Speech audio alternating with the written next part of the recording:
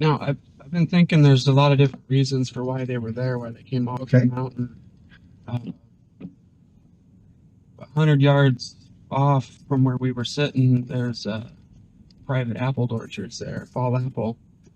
Good morning, Americans. It's Friday.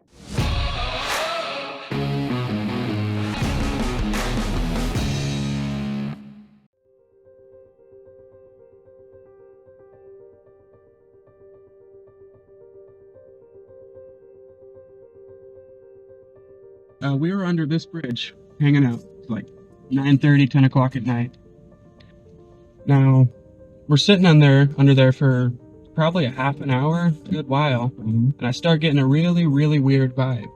For no reason. His dog's there, everything's fine, he's acting fine. I'm like, hey Pete, let's get out of here. I'm getting a weird vibe. It's getting late and stuff. So we come out. He just thinks I'm being weird. We're sitting underneath this bridge. I get a weird feeling, literally directly right over there, right on the other side of the river. That's where I'm feeling this. And so we get up, we walk around back towards his house. Okay. And like I was saying earlier, this used to be at least filled with apples. You can still see some of the apple trees right in here. Yeah. The person who has this house took So I think they were back here getting apples off of these trees. But anyway, we walked around, and where I actually saw the male was behind that big tree in that house over there. And he came booking it directly back this way, right towards the bridge where I had the initial feeling. Back up. My hypothesis was that there was a female sitting down here watching us, doing whatever she was doing, that there was a juvenile getting up on these apples. Yeah. And the male was somewhere further down the stream doing something else.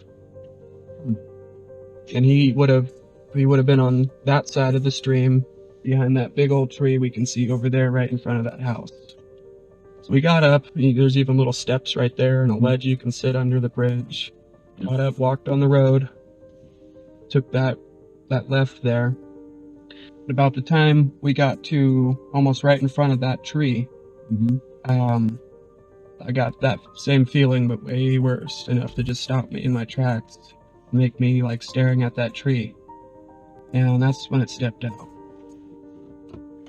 Like I said, there's this house over here that had a giant floodlight that was pointed at our backs, but facing directly towards it. So when he took off running back this way, he was in essence running back into light, but back into the darkness at the same time. He was avoiding. So this is essentially where it started. My initial feeling was right off the left side of the bridge here.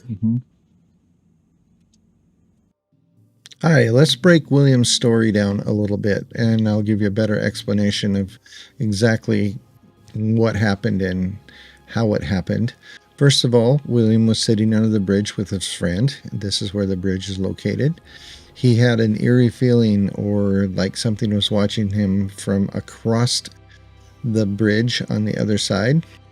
So him and his friend decided to get up and walk down the road. They got up, they walked down the road and around the corner, and when they reached this house over here, he got that eerie feeling again, and that's when he saw the Bigfoot standing behind a tree, and at that point, they just took off down the road. The Bigfoot walked in front of the house, around behind the house, and back in the direction that it came from through this open field.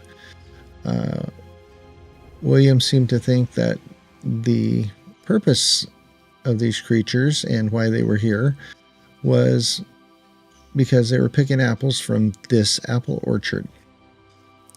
Now, that seems very reasonable to me, because if you look at this tree line here and that follows this creek bed, it leads up a hill and directly into the Blue Mountains, in a very large part of the Blue Mountains.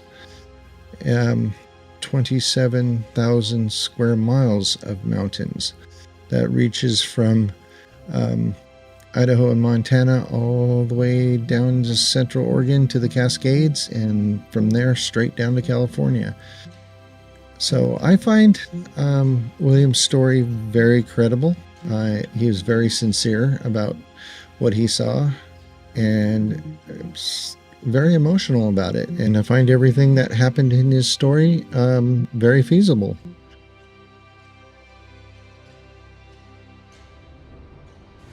That damn Sasquatch. Squatch America.